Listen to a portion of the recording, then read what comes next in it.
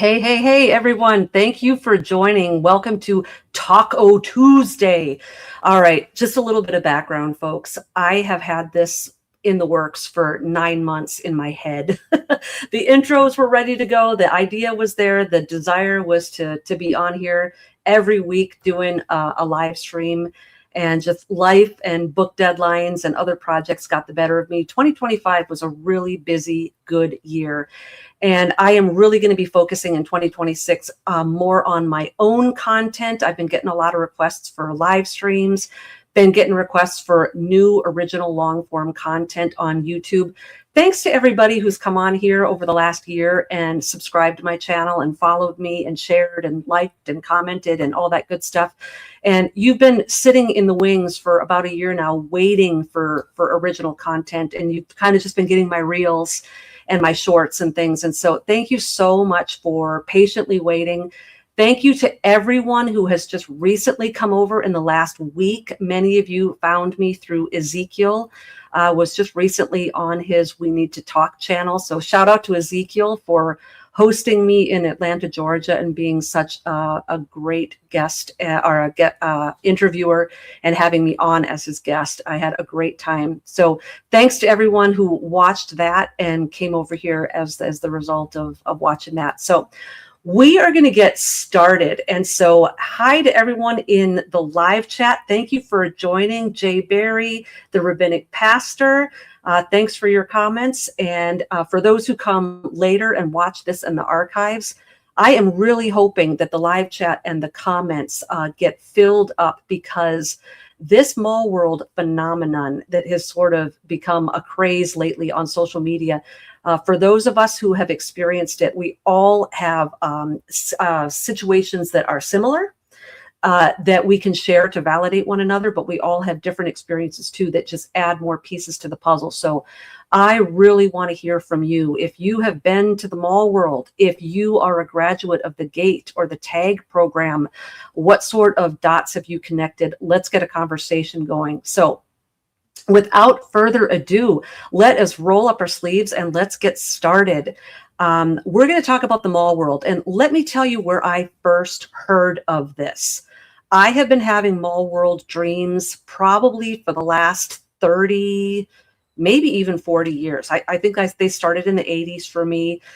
Regular basis, had them. I always just thought that it was a recurring dream. And I assumed because once I got into the mall, I would be in the mall for a few minutes. And then almost immediately upon getting into the mall, without any warning or announcement over a PA system, all of a sudden the mall would be empty and all the lights would go off and I would be in the mall all by myself. And if I had entered the mall with friends or family, they would be gone. And so I guess I always just assumed there's some sort of psychological thing my brain is working out here. It's a recurring dream. The fact that I'm being abandoned by everyone, like all of a sudden everyone's gone and I'm alone. This must be just my brain defragging rejection or abandonment issues. Like that's all I had to go on, because in the 80s, there was no internet and there was no kind of collective space for people to talk about these sort of things. So you just assume that you're the only one having these dreams. So where I first heard about Mall World is I was on a podcast doing a show, and I was talking about how people with sleep paralysis don't just have sleep paralysis. They also have a lot of nightmares. They have a lot of lucid dreams. They have a lot of dreams where they're pulled into the astral against their will and all sorts of strangeness is going on. And then I said, and then you've got those weird dreams where you're lost or you're being chased or you feel like you're on some sort of mission, but you don't necessarily know what it is, or you're geo-hopping all over the globe and you're places you've never been in real life, but I'm in Italy, now I'm in London, now I'm in New York City. And then just sort of as an aside, I just casually threw out, and that mall, I hate that darn mall. And I was just kind of laughing it off, like, oh, that darn mall. And a few weeks later, I got an email from a listener saying, have you heard of Mall World? And I said, no. And they sent me a link to probably the subreddit. I think I also found some stuff on 4chan. And my mind was blown. Let me tell you the two things that were the most revelatory to me about finding out that there's this small world phenomenon.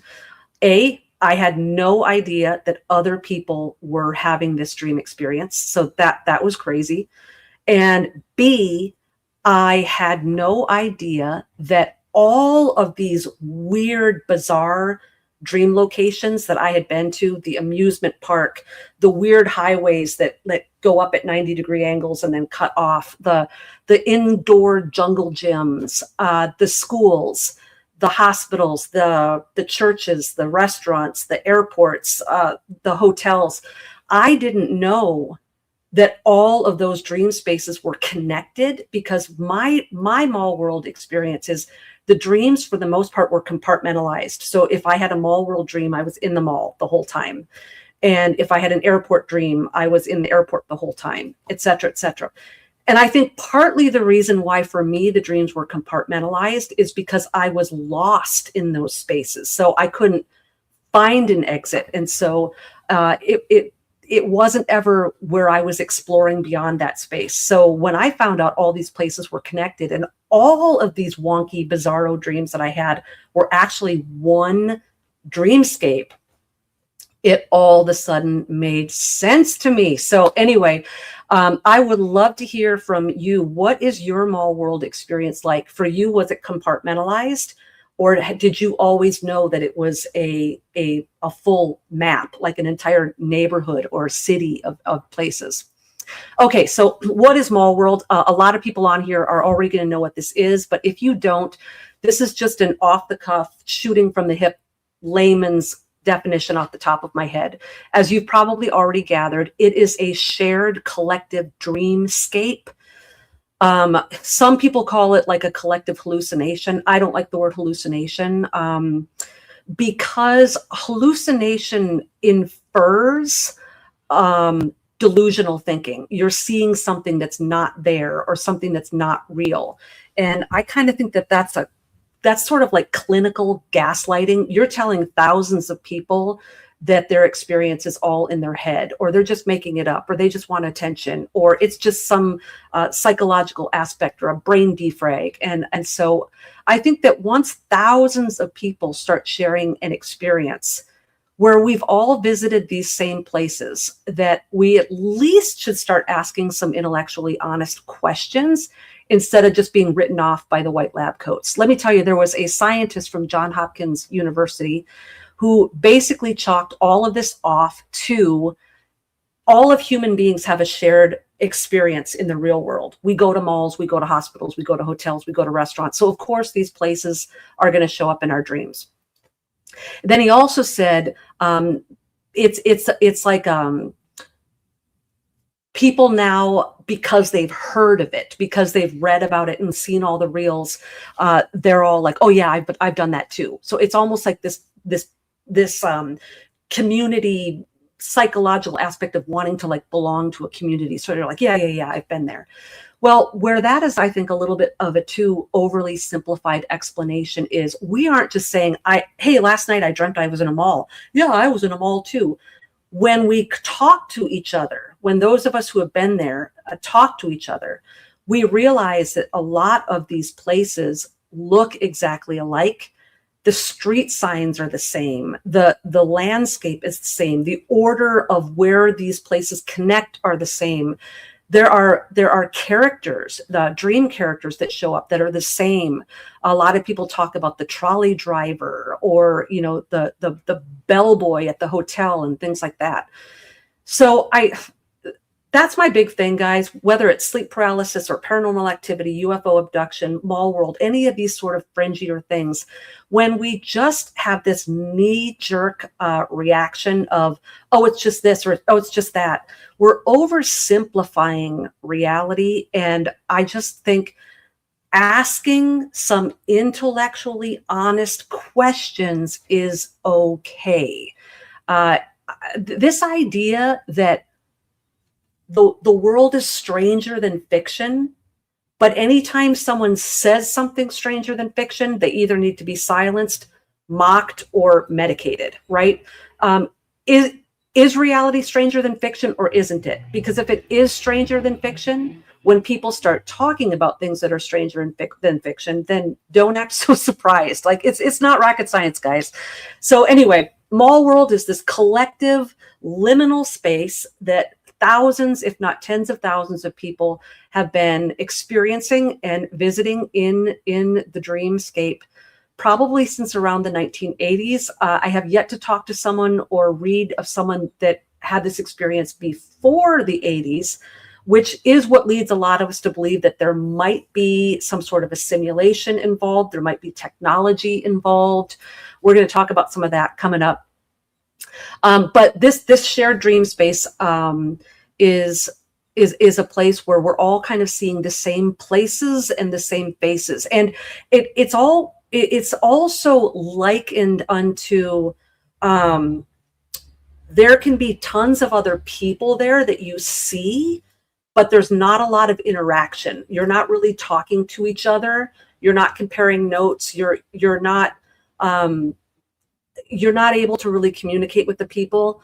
A lot of us believe, like, once we're there, we experience feeling lost, or we feel like we're on a mission of some kind, even if we don't really know what that mission is, or we feel like we're being observed. Those are kind of three of the things that are also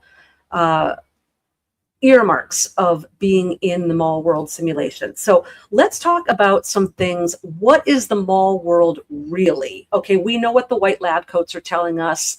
And we know, oh, it's just brain defragging, it's narcolepsy, it's stress, it's Jungian psychology, which we're going to talk about in a few minutes, because I think that is a very interesting piece. I would love to hear in the live chat and in the comments, what are some of your theories? We've all heard that it's a simulation. It's kind of like a gaming world. We've heard that it could be like an MK Ultra type mind control thing. It could be something spiritual or demonic.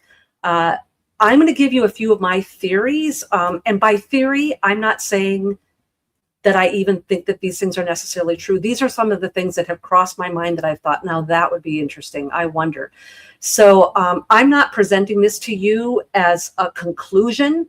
I'm presenting this to you as a, what do you guys think? And I would love to know in your comments, what are some of the dots that you've connected as you've been musing about your mall world experience? What are some of the ideas that you've had beyond the simulation theory as to what you think is going on in this dream space and why you in particular have been targeted, et cetera, et cetera. I'd love to hear what you guys are going through. Okay, so the first theory, of course, is that this is some sort of a simulation, an augmented reality, that we're actually being pulled out of our body, and instead of into like the classic astral realm, we're being pulled into some sort of simulation. And the reason we're all seeing the same thing is because it's the same program, basically, right? Now, a little word of clarity, because we've also heard of the back rooms. And sometimes there's a little bit of conflation or confusion between the back rooms and the mall world. And let me just give you a brief introduction into the difference between the two.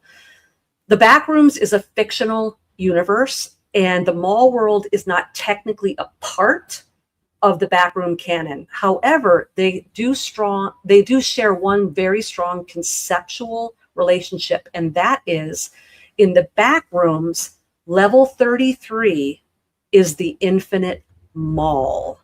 And the description of the infinite mall in the back rooms is very much like the mall that most people see in mall world.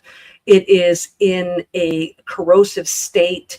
It can be dilapidated. It can have basements filled with water. It can be moldy and dark and kind of falling apart and in ruin. Correct? All right. So what's very interesting about the infinite mall in the back rooms is they have two states. And I'm going to have Katie throw up some photos here. These are some conceptual designs of the infinite mall in the back rooms, the early state and the corrosion state. And keep this on the back burner because these photos are going to, or this topic is going to come up a little bit later in the conversation as well. So Katie, if you could put up the two pictures of, okay, this is the early state. This is just an AI or artist depiction of the Infinite Mall in the back rooms, level 33, the back rooms. So we've got the mall that is clean and bright, but it is a liminal space because it's empty. There's no one in it. There's no one walking around. There's no activity. You can see there on the right that there's yellow police tape. That store has stock in it, but it's closed. It's inaccessible. Some places say that the mall world, when you go there, you go into the stores and they're empty, or there's not a lot of stuff to purchase or look at. That has not been my experience. Ironically, when I am in the mall world, all the stores are open. They have people working there, and there's other people sometimes shopping around, but I don't interact with them. And for me, this is interesting. A lot of the people online, when they talk about the mall world, they talk about the arcade and the video game stores that they go to. And I've never seen an arcade or a video game store. It seems to me, my theory is that these malls, you are actually going to the stores that you would go to in real life. I am almost always in a bookstore or a music store. I'm always around books and guitars and records, like looking through records. Occasionally I'm in like a jewelry, cosmetic, spa region, like the department store when you walk in and there's all of the counters. And every once in a while, the workers in the cosmetic section will say, do you want a makeover, or do you want, several times I've been getting my nails done. So there has been interaction with the people that work in the mall for me at times. Okay, so we've got this early state, and then this is another difference between the Infinite Mall and Mall World. In the Infinite Mall, the more you explore and the deeper and deeper you get into the Infinite Mall, the more it goes from an early state to a corrosion state. The deeper you get into it, the more you explore, the more things corrode and break down and follow the laws of entropy. We're going to talk about this a little bit later, but in Mall World, I have actually found, for me, and I'm talking over decades of exploration, because this is a learned simulation. When you go to Mall World the first time, you don't know where anything is. The second time, you might remember where your favorite store is. The third time, you might remember where the exit is. It's like it's learned. For me, my experience has been over the course of the last 40 years of being in Mall World, that the longer I explore these places, it goes from the corrosion state to the early state. As I explore more and find more things and figure more things out, the atmosphere shifts from corroded and lonely and dark and scary to organized and clean and bright. And as of late, I'm talking even just in the last couple months, I'm still visiting all of these Mall World locations, but I'm interacting with other people who are not in the trance state and who are aware of where we're at, and we're communicating. It's super fascinating. I would love to hear your thoughts on that. So, all right. So the back rooms is not quite the same thing as Mall World, was kind of my only point in all of that. So another theory that I have on this, and this is really, I don't know, guys, I would not chisel this in stone. But I've had a thought, and I have to tell you, I don't like this thought because it's kind of scary, because it opens up a whole new world of nefarious possibilities. I have wondered if the Mall World is a screen memory. So I'm borrowing now from UFO lore, right? A lot of people who have had alien abduction scenarios will talk about how in their abduction experience, they will see like a 3 or 4 foot owl in the road, or a 3 or 4 foot squirrel, or something like some type of animal that is not typically 3 to 4 feet tall.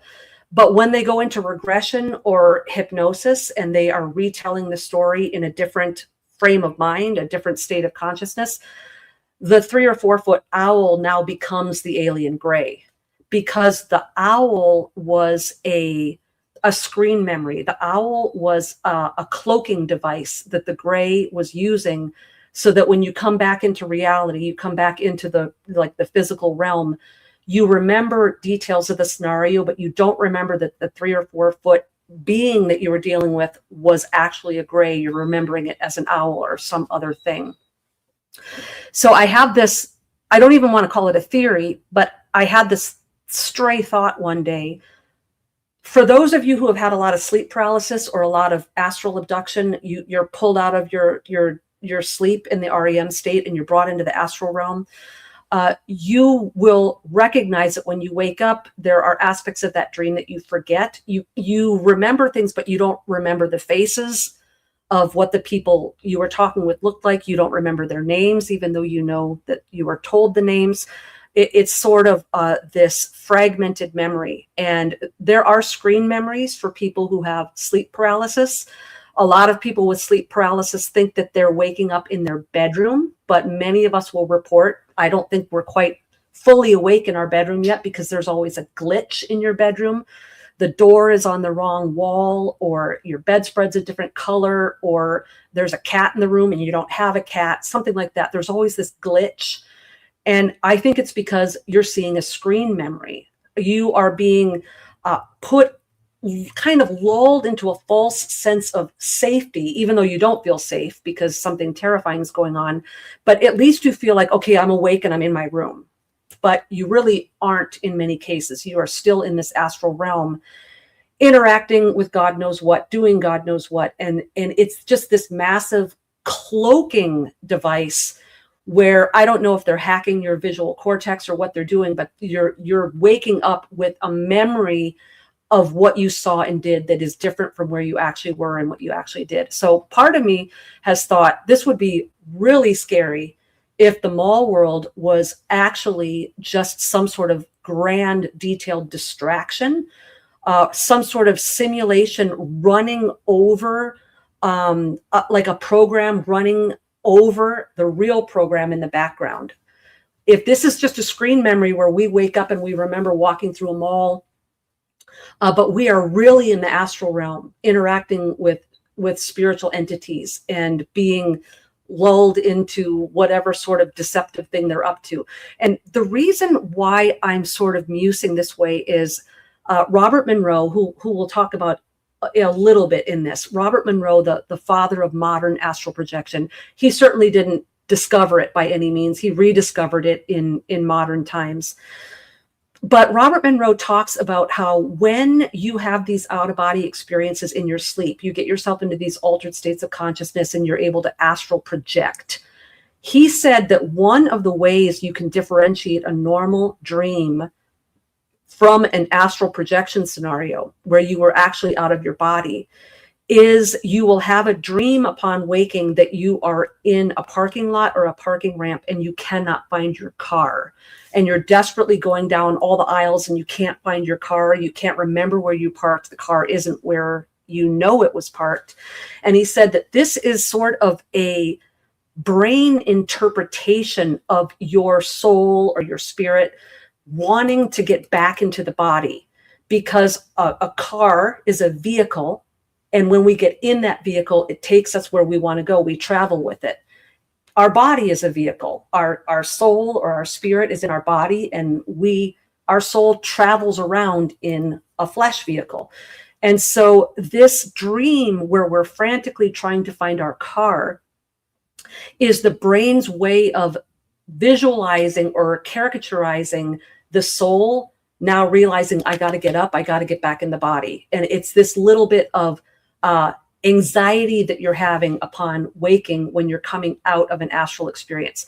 Now, the first time I read that, it scared the mess out of me, because I have lost track of the hundreds and hundreds of times in my life that I have had a dream in a parking ramp or a parking lot, desperately trying to find my car. And those dreams do not always attach themselves to dreams that were nightmares or nefarious or sleep paralysis. Sometimes they can just be normal dreams.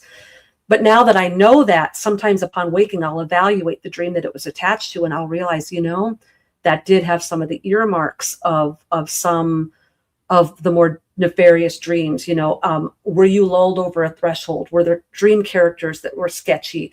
Were you eating or drinking things? Were you being cajoled to eat or drink things? There's many other signs, but if you've been there, if you haven't, then you don't know. But for many of us who have the mall world dream, when we finally navigate our way out of the mall, you just go into the second level of being lost and frustrated, because you get outside, you finally find yourself outside of the mall, and you realize you're on the complete opposite side of where you really parked. And so you're walking around this enormous parking lot. All of a sudden, even though the mall closed and you were the only one in the mall, so that parking lot should be abandoned, no, there's thousands of cars, and you are looking all over for your car. So this parking lot dream is often attached to mall world dreams. And a lot of times that can be an indication that we actually were pulled out of our body and we're in some sort of astral scenario. So the question then becomes, is the mall world part of the astral world? Or is the mall world a simulation that runs over an out-of-body astral projection scenario? And when we wake up, we're only remembering the program that was running over the other program. So just a theory, guys. I would love to know what you guys think. There's smarter people out there than me that have done more research than me that are going to say that's stupid, that's crazy. I'm all for it, guys. I'm all for figuring this out. I don't need to be right. I just want to figure this out. So some other theories is that this is purely psychological. This has to do with trauma, working out trauma. And this is why the mall world dreams, even though they're recurring in one sense, they're not truly recurring dreams. An actual recurring dream is a dream where you have the same exact dream over and over again. It's the same character, the same order of events, the same storyline. Everything is the same. This is a partial recurring dream in that the locations are recurring, but the people, the places, the journey you're taking, all of that is different every time. So it's only the location. So because the actual events are changing, a lot of us, as we grow older and we figure out the blueprint of the mall, or we figure how to get out of it, and we're progressing through this journey, is the mall world dreams changing because we're figuring it out like a video game? Or is the mall world changing because we are changing? And as we grow and develop and we're becoming more spiritual, or we're overcoming trauma, or we're working through our issues, is the mall world reflecting our actual growth? Those are some questions that I've been asking myself lately. So other people think, okay, this could just be purely spiritual, purely demonic. Other people think that this could be data collection or brain mining. It could be an MK Ultra type experiment. It could be many of these things. It could be all of these things. And that's what I want to make this very clear, everybody. I don't know 100% what's going on. But I also think that several things are at play. And as soon as we compartmentalize everyone's experience into this is what it is and this is what it has to mean, that's where we're going to start getting division among the community. We have to understand that there might be different agendas and there might be different things going on, and more than one of these theories could be true. So we just have to remain open-minded in that aspect. We have to hear each other out. Okay, I am briefly going to talk about gate and tag. I'm not going to go into in-depth because there are people online who have already done this far more thorough than me, far more articulate than me. I'm not a gate graduate, and so I don't want to spend tons of time on this. But for those of you who've been studying mall world, it has been discovered recently that a vast majority of people who have had this mall world experience for the last several decades were part of the GATE program, Gifted and Talented Education. That's the US-based curriculum. In Canada, it was TAG. There are other programs as well that go by different names.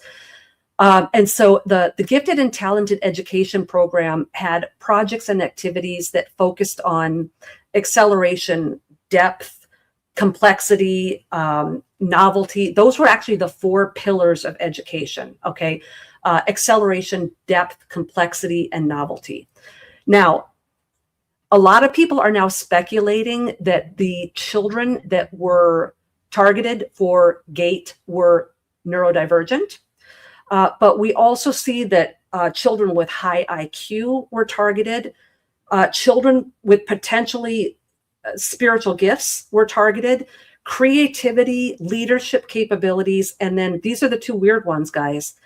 Hazel eyes and no broken bones. I have yet to figure those out. I do have hazel eyes and no broken bones.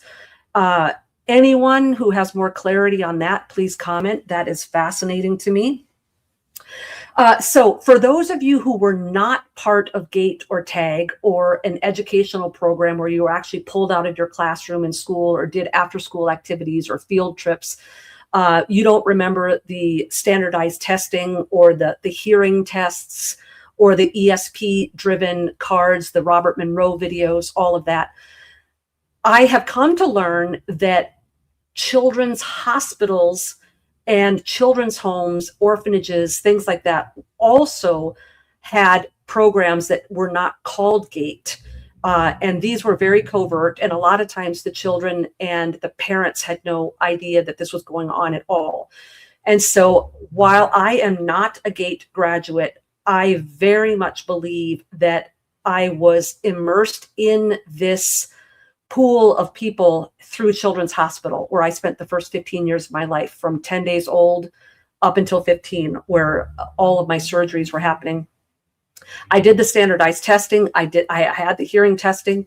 The psychology in it was a big thing. A lot of these kids had guidance counselors or therapists or psychologists. And what was unknown at the time is all of those questions and activities that were going on behind closed doors with, attorney-client privilege, that all of those counseling sessions were actually being reported back to government agencies.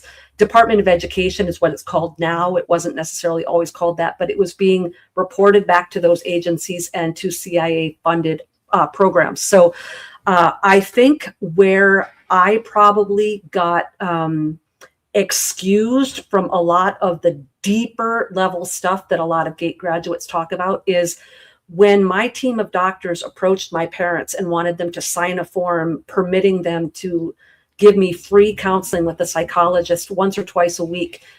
My dad, it was a hard no. He didn't sign the contract and he didn't allow me to see the psychologist. My dad had some really bad experiences with guidance counselors and psychologists in his youth. And so he just kind of had a chip on his shoulder. And so he just decided, I'm not going to send my daughter to a psychiatrist every week who's going to teach her to feel sorry for herself or to notice her differences, because it was a birth defect. His theory was that if I was exposed every week to someone saying, how do you feel? And did that hurt your feelings? He was afraid that I would kind of grow up not with a tough skin. And he wanted me to grow up being grateful and thankful for all the advantages I had in life. And so he just had this point of view where he didn't want me to go to a psychiatrist. So I didn't go. From what I hear, the team of doctors was very disgusted and angry at that. But because of that, I think that I was somewhat pulled into this through the standardized testing and whatnot, and through my exposure and being left alone in hospitals as many times as I was. I think that I was exposed to some of these programs, but maybe didn't get immersed all the way in because they didn't have a way to get into my brain and ask me all these questions and report back to the agencies. So I'm not going to talk tons about GATE, and I'll tell you why. There is one more thing I do want to say. I have spoken to many GATE people through the last 4 years, not in relation to Mall World at all, but in relation to sleep paralysis, because a lot of people who have had lifelong sleep paralysis, who also have lifelong Mall World stuff, well, at least going back to the 80s, also have gate tag or gate-like experiences, whether it was through the education system or through hospitals. I have had several people tell me that they got involved in gate in kindergarten or first grade. They didn't like it. They felt uncomfortable. They told their parents, I don't want to do this, and they quit. And then they ended up finding out years and years later in adulthood, whether through conversations with their parents or memories coming back or finding old report cards in mom and dad's basement, that there is an incongruency between their memory and what actually happened. And that is that even though they have a memory of quitting gate in kindergarten or first grade, they actually now have evidence that they were in the program through all the way through sixth grade. A lot of people who have gone through gate have a memory of being a part of it, but they have very little memories of what happened while they were there, the other kids that were there with them, what the teachers looked like, what the teachers' names were, where they went. Every once in a while, they'll say, I remember one classroom or I remember one activity. One thing I hear a lot is a field trip to a military base. That's a red flag. All right. So with that said, for further information on remote viewing, Montauk, mind control, MK Ultra, and especially on the GATE program, I am going to recommend you go to Stephanie Harlow's website, or I should say YouTube channel. She's here on YouTube, Stephanie Harlow, and that's Harlow with an E at the end of her last name.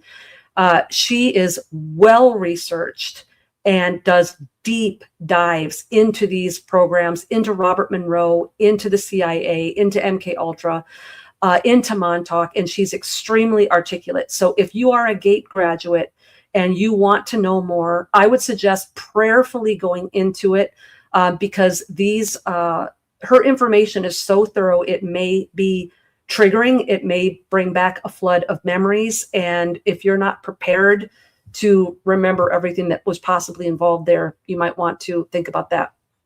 I also want everybody to know for future research on remote viewing, which we're not going to go into a lot here, but it has a lot to do with Robert Monroe and the GATE program and astral projection. There are 2 links to Russ Dizdar programs. I think it's a part 1 and a part 2, where he goes in depth into the occult aspects of remote viewing. There's a lot of people that believe that remote viewing is just a military tactic. It is astral projection. It's a weaponized version of it. And a lot of people who have been trained in remote viewing do not even understand that there is an occult demonic aspect to that. And so if you want to know more on that, there are going to be some links. Katie's going to be putting some links into the live chat and probably into the liner notes afterwards to Stephanie Harlow's channel, as well as Russ Dizdar's stuff. So, all right. A couple aspects of Mall World I want to talk about is Toilet World. I feel weird even saying that, guys, but it's a thing. Toilet World, and I want to talk about the trolley and the trolley driver. So Toilet World is it's exactly what it sounds like. There are in Mall World, there are these bathrooms where all of a sudden in your dream, you're like, okay, I got to go to the bathroom. And you go into a bathroom, and for the most part, the toilet world, it becomes a whole nother like level of Mall World. These areas, they can be vast. Like there can be hundreds of toilets. There's never stall walls up. There's no privacy. There's no doors. The toilets are arranged weirdly. Instead of like in rows, they're like facing each other, or they're in groups, or they're in circles. Toilet World can often be populated. So sometimes you're in there alone, but a lot of times there's lots of other people in there and nobody's communicating, but it's like all of a sudden everyone's staring at you, and you finally find one corner that you think is kind of private and nobody's around, and they literally catch you with your pants down, where you look up and then all of a sudden people are staring at you, or it's become populated. These restrooms are usually in a corrosive state. They're dirty. They haven't been cleaned. The tiles are cracked. There's precipitation coming down off of the pipes. It's creepy. Some people feel a lot of shame or vulnerability in this place. Some people feel defilement. Some people will talk about violating things that happen in these rooms. Some people don't. And guys, this is not the same thing. We've all had those dreams where we're desperately looking for a bathroom and then we wake up and we have to go to the bathroom so bad. And the dream is just really our own body telling us, wake up, you got to go to the bathroom. This is very different from those experiences. Okay. So, I do want to tell you about a recent Toilet World dream that I had. This was literally just a few days ago before I even knew I was going to be doing this live stream. So I've had the Toilet World dream for years and years and years. I hate it. It's uncomfortable. It's embarrassing. You wake up with like just feeling creepy and shamed. I always wake up feeling like I know there's parts of that dream I don't remember. It's a dirty, dark, gross place with all the smells and everything. And so that's been my experience my whole entire life. And this is what's going back to the early state and the corrosion state of the Infinite Mall in the back rooms. But I feel like it is the opposite. A week or so ago, I had a dream where I was in a church and I was with my cousin, and we were going to go into the sanctuary and go to church. And I said to my cousin, I got to go to the bathroom first. And I think it was his church, so I didn't know where anything was. So I said, I have to go to the bathroom. And he goes, oh, I'll show you where it is. And so he brings me to the bathroom and I go in, and then much to my shock, he goes in with me. And I'm like, what is this? Once I got in, it became the massive toilet world. There were hundreds and hundreds of toilets. Like, I mean, it just went on, for ages. It was co-ed. It was men and women. Everyone was fully clothed. It was bright. It was super clean. Everything was in order. Everyone was interacting with each other. They could see each other. They were chatting with each other. And every toilet, again, was randomly scattered all over the place. There was no order to it. They weren't lined up. But every toilet was ensconced in a pod, a round, oval, egg-shaped white pod. And you would open up the pod and you'd shut it. And once you sat down on the toilet, the pod only went up to your neck. So as you were doing your thing and everybody else was doing their thing and a lot of people were facing you, and you still were visible. You could still be seen. And there was still a slight bit of discomfort and awkwardness as you're looking at other people. But the modesty was preserved. Nobody could see what you were doing. They couldn't see your body. They couldn't see your body parts. So everyone was still very uncomfortable, but there was a cleanliness and an order to it. It was more of an early state than a corrosive state of the toilet world. And so what I began to realize is there might actually be something to the psychological piece of this. Because guys, even if it is a simulation, even if it is technology, even if there is some sort of observation or CIA agenda, they are still extremely interested in our psychology and how the brain works, and how is this person going to act in this situation? How are they going to act when they're lost? How are they going to act when they're scared? How are they going to act when they're embarrassed? And so I don't think that just ruling out the psychological piece is wise, because I think that part of what they are trying to do is figure out our psychology. And so what I realized is, as I've been working through my life on certain aspects of the self, like how I view myself, a lot of people that have the sleep paralysis or ritual abuse or the mall world experiences, there is a lot of childhood trauma. And with childhood trauma comes a lot of rejection, a lot of self-loathing, self-esteem issues. And so I personally think, because I've observed it in my own life, especially in the schools in Mall World, that there has been a development and a transition through the decades where the school classrooms are dilapidated and scary. It's dark. I'm getting lost in the halls. I'm getting lost in the furnace room. I can't open my locker. I show up late for class. All this kind of stuff. That as I get older and as I work through my trauma and I work through rejection issues and I work through self-esteem, that every time I dream now of the schools in Mall World, the schools go from disorder to order. They get cleaner, they get brighter. I'm more prepared for my classes. I have my schedule now. I know where my class is. I have friends. I'm high-fiving people in the hall.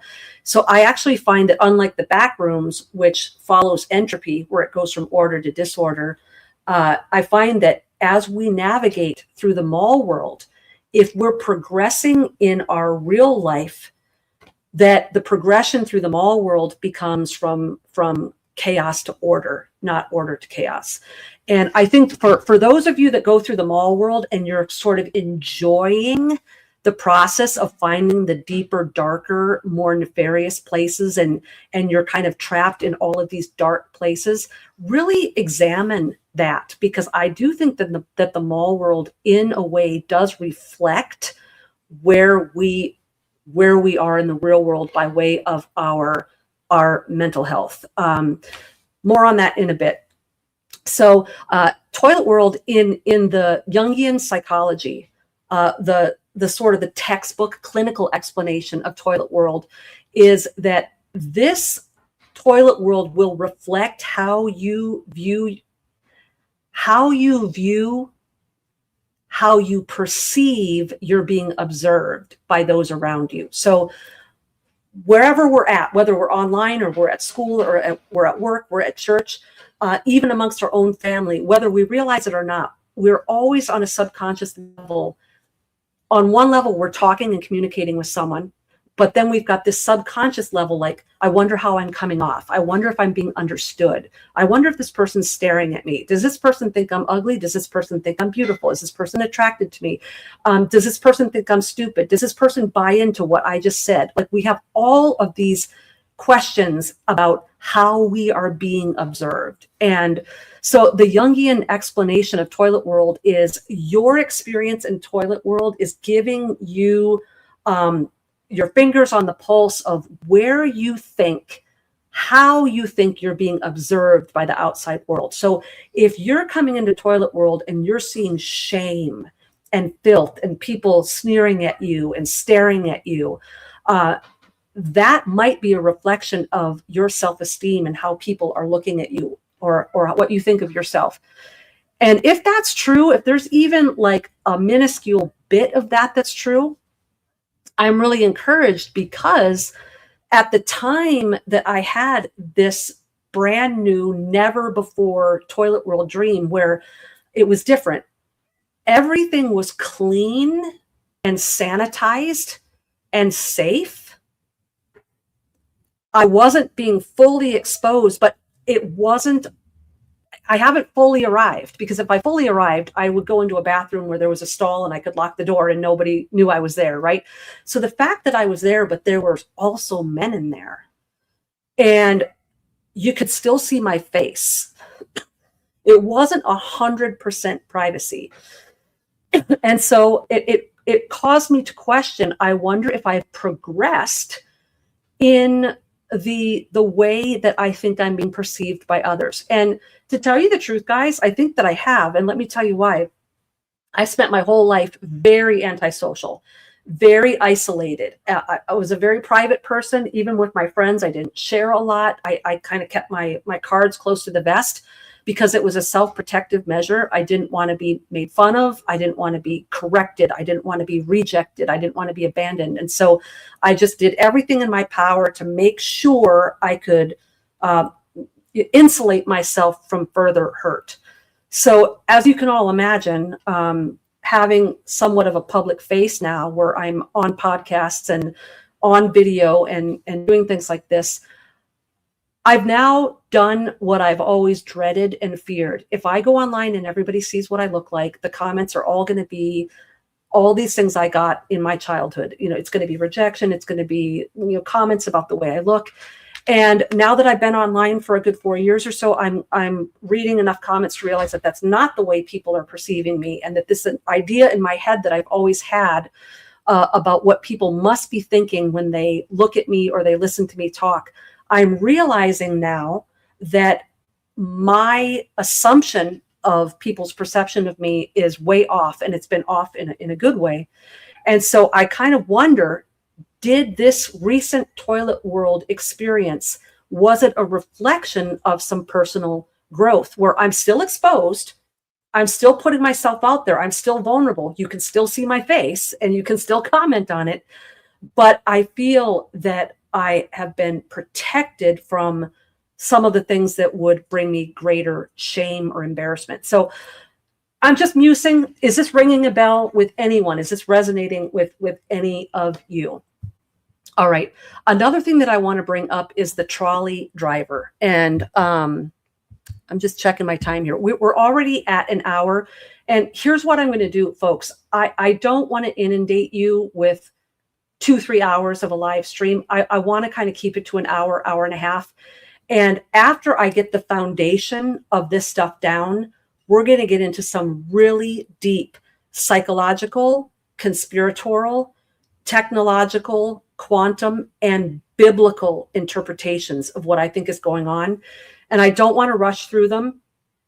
And so this might wind up being a two-parter, okay? Because I just want to get through like the foundational stuff first, but I really don't want to go much longer than the next half hour. So I want to talk a little bit about the trolley driver. This is another example in my own mall world journey where I have gone from corrosive state, journeying toward the earlier state, or the cleaner, sanitized state, going from disorder to order, from confusion to clarity, from darkness to light. We're going to talk a lot about that maybe now in part 2. Last year, for the very first time, I had a brand new corner of mall world opened up to me. I spent most of my mall world journey trapped in the mall. It took me decades of just wandering around in this mall and not being able to find an exit. I finally found an exit. For me, in the mall that I was in, I realized that if I went into one of the department stores on the end, it was like a J.C. Penney's type thing. And ironically, it was always decorated for Christmas. So it was like always like December. And so there would be displays, you know, with like Christmas trees and all this stuff, strangely. And so for a while, I was wandering around in that department store. And as many of you have experienced, the other very confusing thing about mall world is it's not just a matter of finding a path to a certain store or a certain exit, and then the next time you get to mall world, you follow the same path. The next time you go, you have retained in your memory the journey that you took last time, and you retrace your steps. And you will find that most times the blueprint has shifted. The whole mall has been, it's been like a Rubik's Cube. The whole mall has been reordered. And the journey you took last time is not going to take you to that store. It's not going to take you to the exit. You can even be in mall world and walk 10 paces forward and realize, I don't want to take this way. And you turn around and it's a totally different scene. So there's no logic to it. And that's why mall world can be very off-putting and eerie and creepy. Mall world isn't necessarily terrifying or scary, but it's very off-putting. It's unsettling. There's something creepy or off about it. And the changing floor plan is part of it. Or another thing, like with amusement park, the amusement park in mall world, there's 2 amusement parks that I go to all the time. It's the same amusement park. And one of them is attached to one of the hotels. I will always be in this dream with one of my friends. It's the same friend every time. And it's a friend that in real life will go to amusement parks with me and likes to ride the rides. We'll go on a roller coaster, and the roller coaster will sort of defy physics. It's not really a roller coaster that you could do in real life because you'd all fall out. And so you go on the ride and everything works fine. And it's absolutely exhilarating. So then I say to my friend, let's go on it again. And we get it on it a second time. And sometimes we're fine the second time.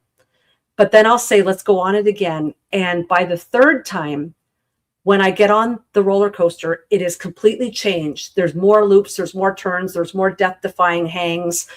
And all of a sudden, when I'm on the highest high or I'm on the loopiest loop, I will recognize everyone's gone. There's no one at the amusement park. My friend is gone. There's no one else on the ride. There's no one operating the ride. The ride is falling apart and I am hanging there.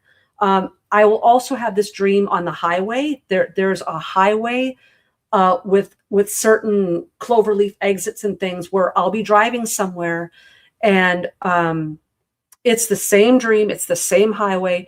And I'll be driving along and all of a sudden the road turns into a roller coaster and I'm driving my car on a roller coaster track. And then I'm realizing, wait, this doesn't make sense. My car isn't designed to stay on a track. I'm going to fly off of this thing. So anyway, this is where I've been most of my life in the mall world, is just chasing my tail, going in circles, trying to find the exit. So about a year ago, I finally found my way out of the mall world, and it was going into this Christmasized JCPenney's end of the mall. And I realized that I had to make my way to the very back of the store. I had to go through an employees only heavy swing door. There were always employees back there, even though the rest of the mall is empty. It's their break room, and they're very mad at me. And they're telling me, get out of here. You can't be in here. And the first time I listened to them and I turned back around. The second time I was like, screw you, I'm getting out of here. And I realized that if I pushed through the break room, there was another door that put me out into the parking lot. So it took me about 30 plus years to get myself out of this stupid mall. Then for several months to a year, I was stuck in the parking lot looking for my car. So last year I decided, what am I sitting here like looking for my car for? I'm never going to find it. Who cares? I can come back and get my car tomorrow. I'm walking home. And at this point, the sun is still out. It's daytime. And I start walking because in my mind, I know that my house is like a mile away and I know where I am. And I get about 2 or 3 blocks into it. And all of a sudden it's pitch black. It's unfamiliar streets. And I realize I'm more like 10 miles away from home. And I start to get scared. So that's where I was trapped for many, many, many months last year and the year before, wandering these neighborhood streets. So now I understand that Mall World has like an actual like suburbia attached to it.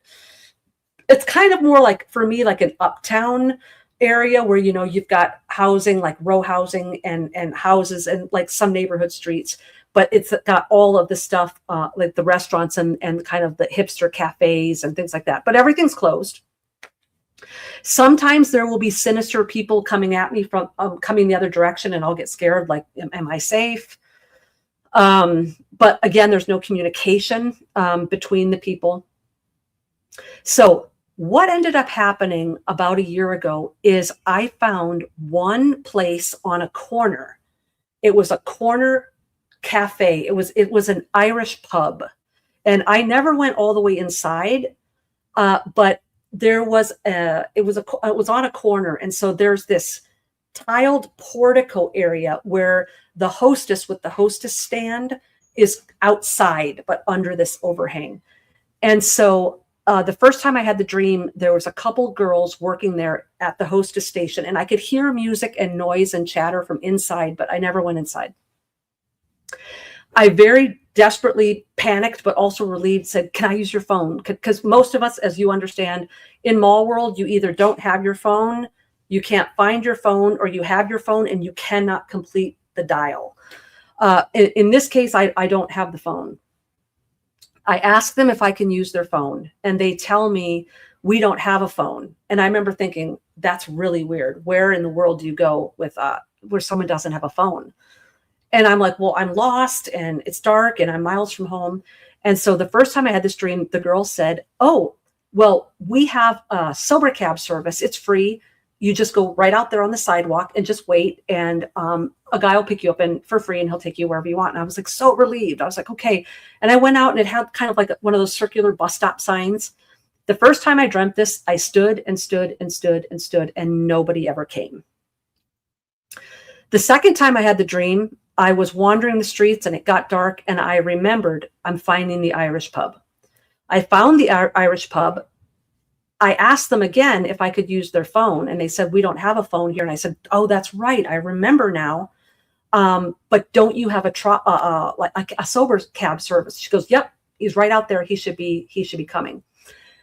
That time the sober cab came, but it wasn't a sober cab. It was a trolley. It looked like a San Francisco trolley. And it was full of people. And I didn't get on the trolley. I woke up before I got on the trolley. And there's a lot of Jungian psychology that goes into all of these steps. Notice there's a slight progression every time. The first time, I'm aware of the fact that I have a way out, but it's not available to me. The second time, I know it's available to me, but I don't quite want to get on. I still don't want to relinquish my trust. I'd rather walk through Mall World lost than get onto a trolley that I might not be able to trust. Who are you? So the second time I saw it, but I didn't get on it. The third time I saw it, I didn't want to get on it. And the trolley driver came out and approached me and spoke to me. And he was fully corporeal. He wasn't in a trance. He wasn't creepy. He had a smile on his face. I felt safety. He gave me his name. I don't remember his name, but I remember at the time thinking that sounds like an angel's name. So it wasn't Gabriel, but it was something like, like a Lord of the Rings Galadriel or, Michael, or, it had the L in it, right? I didn't remember the name upon waking. He escorts me. He actually escorts me into the trolley. And I get onto the trolley, and as I get there, everyone on the trolley can see me. They can see each other, and they all start clapping. And they're like, you found it. You found it. Here, come sit down next to me. Gabriel, whoever his name is, he's a great guy. You can trust him. He'll take you wherever you want to go. And I was like, what? Like, it was crazy. I almost felt like, okay, I beat it. I beat Mall World. I got out. But at that dream, we didn't go anywhere. I woke up right as they were all, applauding me. The next time I had the dream, we took off. And lest any of you think, okay, you found the way, you escaped Mall World, I did not. Because the fourth time I had the dream, the trolley was driving and dropping everybody off. And again, now everybody's dropped off. I'm the only one on the trolley. Now it gets dark. And I start to feel scared, like, can I trust this guy? Where are we going? And he takes me about 3 or 4 blocks away from a house that I lived at when I was in junior high school. And I tell him, no, I don't live here anymore. This is like states away from where I live now. We are so far off course. And he's like, we're fine. You're fine. Don't worry about it. And then I wake up. And I've had that iteration of the dream about 3 times. So I have progressed from the point where I can find myself out of the part of Mall World where I'm alone and I'm lost. And I now have a guide of some sorts. And I'm not talking about New Age spirit guides here. People don't misunderstand. But I've got this guide that I feel safe, but he's not taking me where I want to go. And I'm not getting off the trolley. So I'm not quite done with the journey. Now, what I think is really interesting about this is this trolley driver, and this trolley is something that has only come into my Mall World journey in the last probably 12 months. And I kind of thought, this is my own thing. There's something psychological going on. This is falling in line with my healing from trauma journey. This is something unique to me.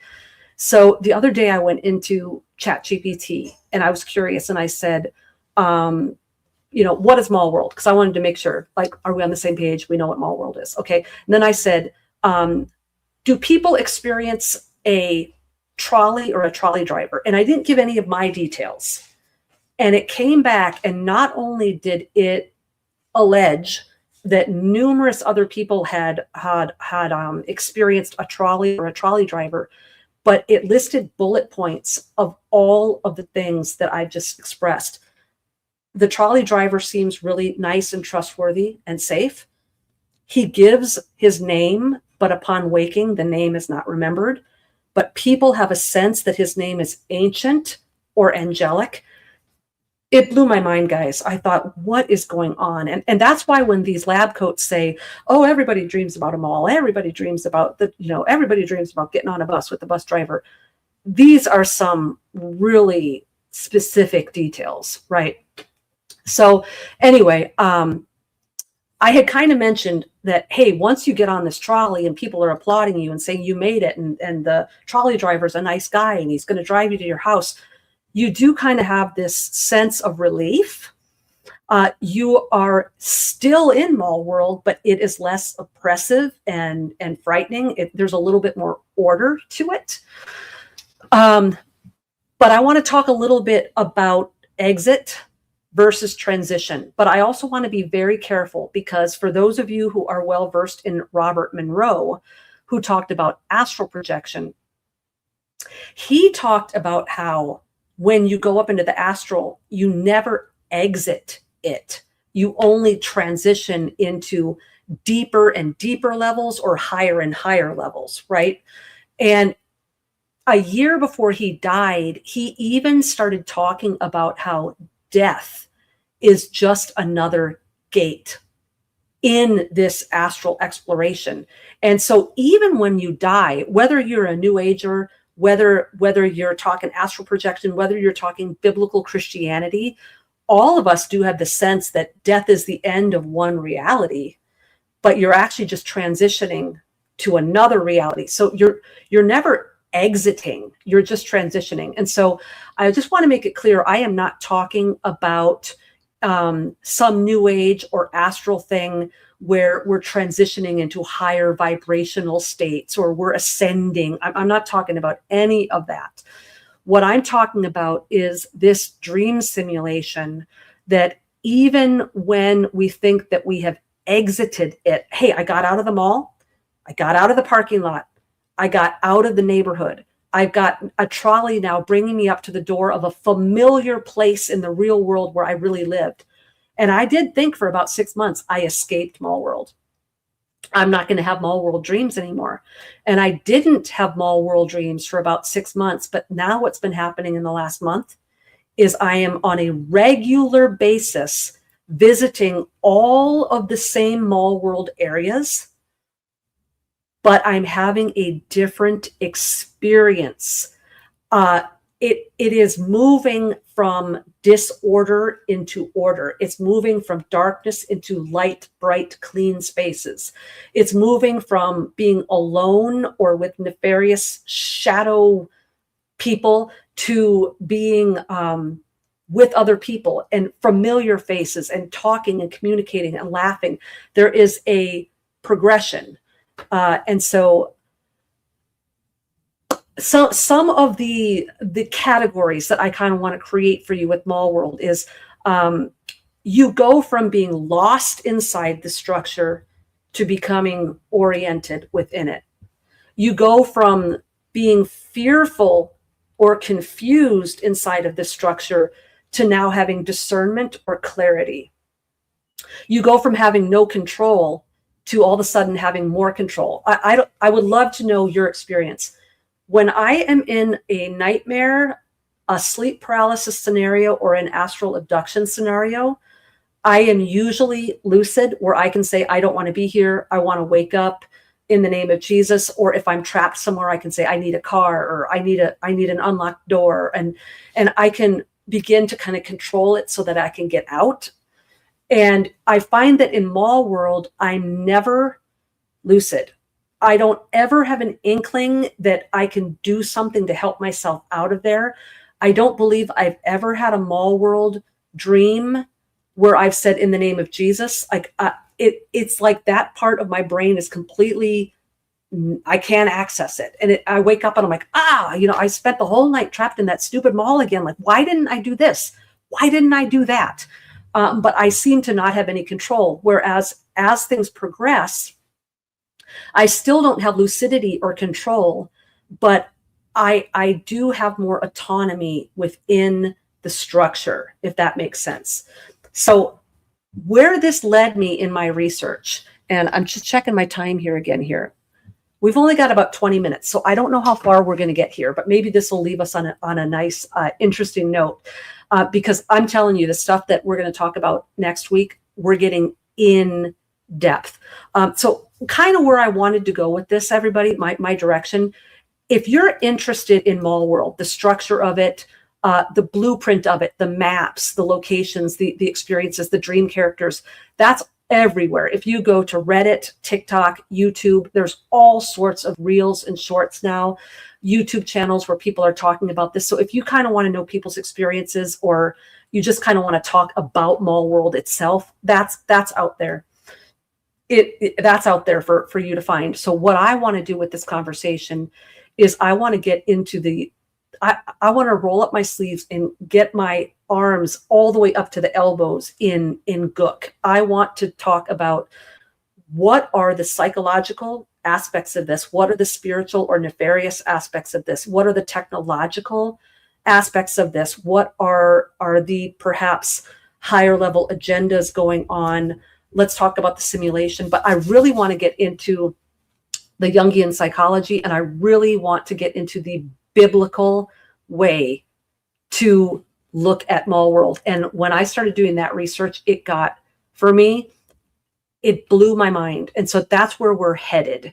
That's the direction that we're headed. And I'm also kind of glad now that it's all said and done that we're probably going to wind up with a two-parter, because I really want the opportunity to go in and read the live chat and read the comments so that I can bring some of that into part two. So, all right. As I was studying and journaling and praying and researching this exit versus transition period of Mall World, where we haven't escaped the room, which, teaser for next week, the end goal is not escaping the mall. We have a different end game. So stay tuned next week for that conclusion. As I was studying exit versus transition, I came across a psychological term called the cleared threshold. This blew my mind. As soon as I heard threshold, I got goosebumps, because for those of you who are familiar with my research in They Only Come Out at Night, a lot of the linchpin of making sense of sleep paralysis and astral abductions and a lot of this stuff is the threshold. A threshold can be a liminal space.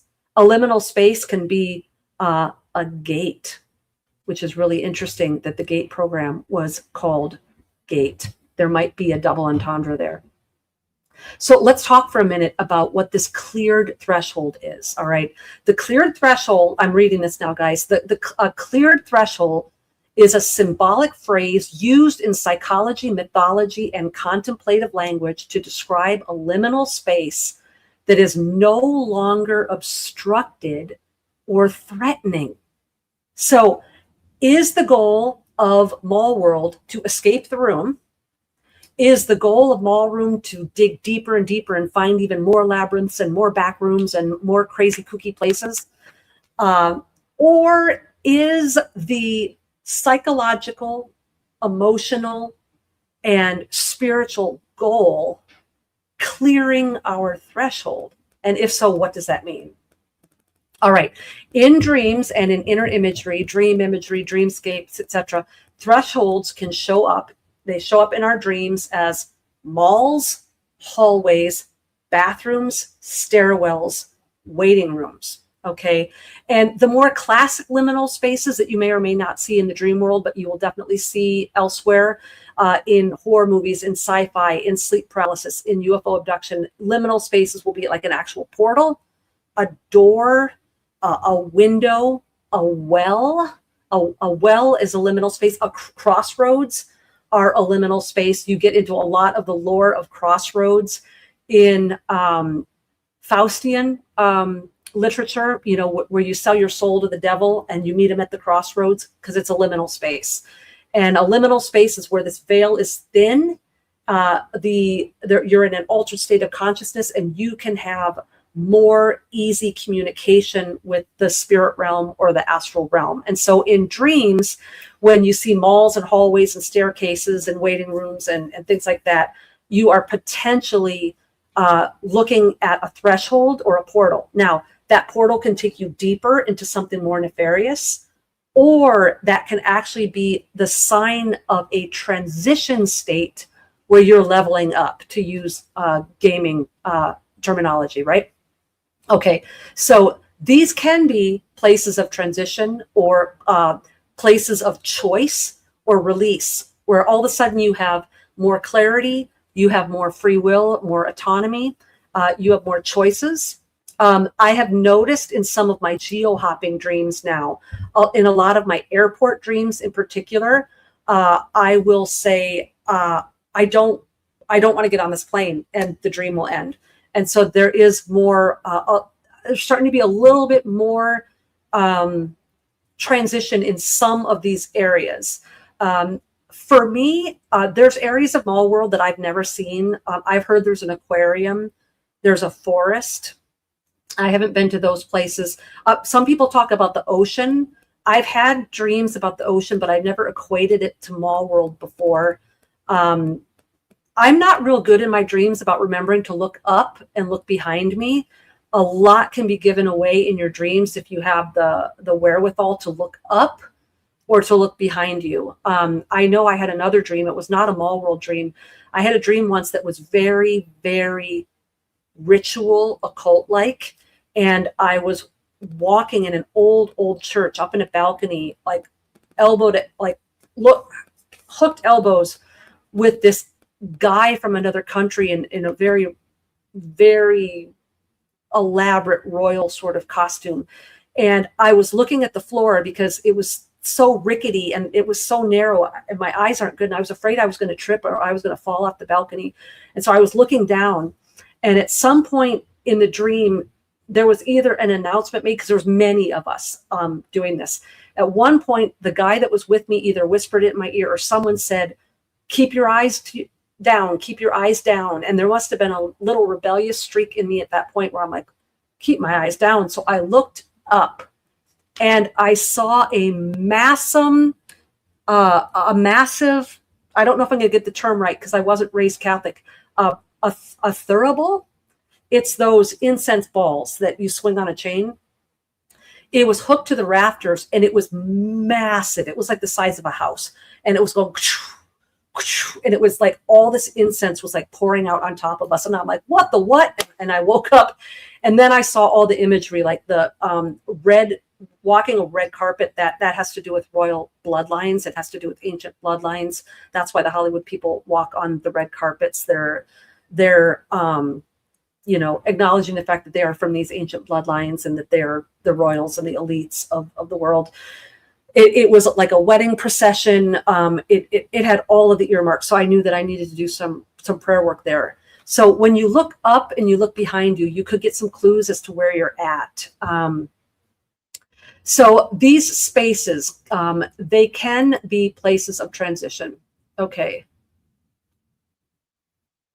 All right. So this is Jungian psychology. Okay. So I'm still talking about a cleared threshold from the psychological point of view.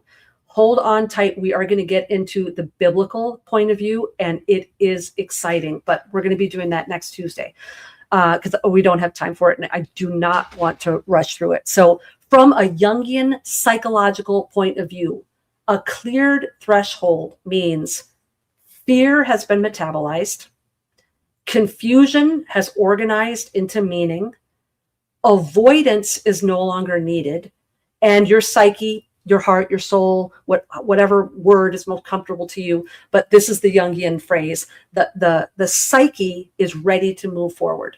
Now, the psychological aspect is actually talking about like personal growth and working through trauma and fruit bearing in your life and getting over arrested development and forgiving people and moving forward with your life, maturity, things like that, right? But if you apply those 4 pillars to the mall world, most of us, our experience in mall world is there is some sort of fear, or at least we have a sense that something is ominous about us. There's confusion. We don't know how to get out of this place. We don't know why we're there. Are we on a mission? Is someone watching us? There's confusion. We don't know why we're there or what we're supposed to be doing. There's avoidance. A lot of us, we know if I go up that door, I'm going to go up into the spooky attic and I'm going to get lost. If I take that door, it's going to go into the subterranean basement levels where the green water is up to my chest. We've all opened these different doors, and when we go back to the mall world, we're like, I'm not going in that door. I'm not going there, because we know it's going to lead to something scary, and so we have avoidance in these dreams. My refusing to get off the trolley in front of the house that I lived in junior high, that's a form of avoidance. I know you've dropped me off here. I know it's a familiar place.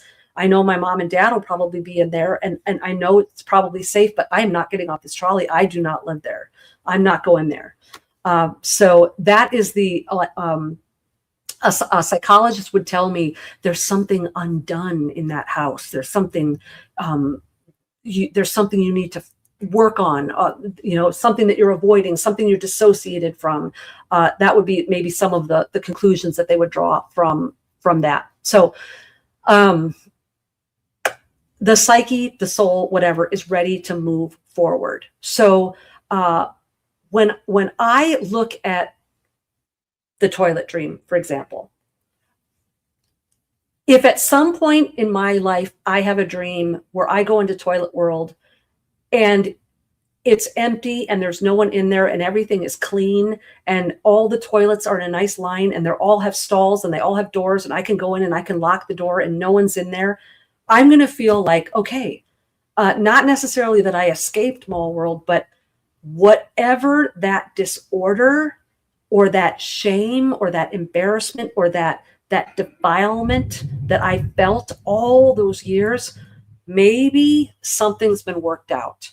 Maybe through years and years of sanctification and forgiving people, letting things go, rebuking certain things, and bearing fruit in my life, that as I'm progressing through my Christian walk and Jesus is healing me of things and he's metabolizing my fear, he's bringing confusion into meaning, he's bringing me to those places that I've avoided and dissociated from, and we're facing the trauma head on and we're dealing with it, that my heart is going to be in a place of growth, in a place of maturity, and maybe my dream world will reflect that growth. So I don't necessarily agree with all of the psychological aspects of what's being attached to mall world. I don't necessarily, I absolutely don't agree with all of the new agey stuff at all. Sometimes when we're out here on the fringes talking about stuff that the church has never talked about openly, unfortunately, what we have, when there's been no conversation on these topics, there's also been no vocabulary. So we in the church, we have our whole language, inviting Jesus into our heart and closing and opening spiritual doors. And like we have all this language. So when we say certain things, we as a community understand what we're talking about. Unfortunately, the only people that have really talked about the dream warfare up to this point have been occultists and astral projectors and new agers and witches. And so they have sort of owned and created the language that talks about these worlds. And because the church hasn't developed a language of their own, it sort of forces us to borrow the language that's already there. And unfortunately, that creates a lot of divisiveness within the church, because then you've got the church thinking that we're talking about things that are new age or that are witchcraft or occult. And what we're talking about here is not something, for me, it's about intent. There are people that are proactively desiring to go into these worlds. They want to explore.